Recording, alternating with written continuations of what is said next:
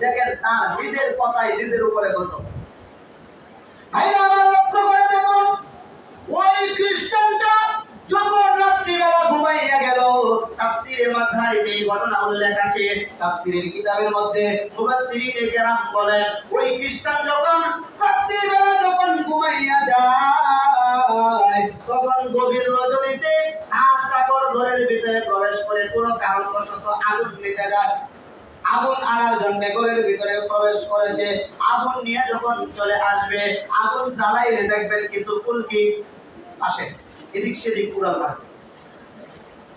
ওই চাকর যখন আগুন জ্বালাইয়া যখন আগুন নিয়ে আসে, আর এদিক দিয়া আগুনের একটা ফুলকি এখান থেকে উড়ে যাইয়া একটা কোন একটা কাপড়ের মধ্যে পড়ে, আর কাপড়ের মধ্যে পড়ে সবাই যখন ঘুমিয়ে যায়, ঘুমিয়ে যাওয়ার পরে ওই ঘুমের পরে হঠাৎ করে দাউ দাউ করে আগুন জ্বলে উঠলো।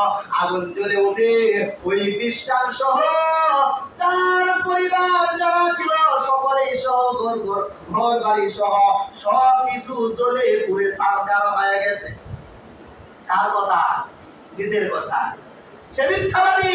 আল্লাহ তাআলা মিথ্যাবাদীর উপরে যে আল্লাহর গজব নাযিল করেছে, আগুনে পুড়ে ছারখার করেছে, তার প্রমাণ তাকেই দেখায় দিয়েছে। তুমি নিজেই মিথ্যাবাদী, তুমি বলেছো পুড়ে ছারখার করার জন্য।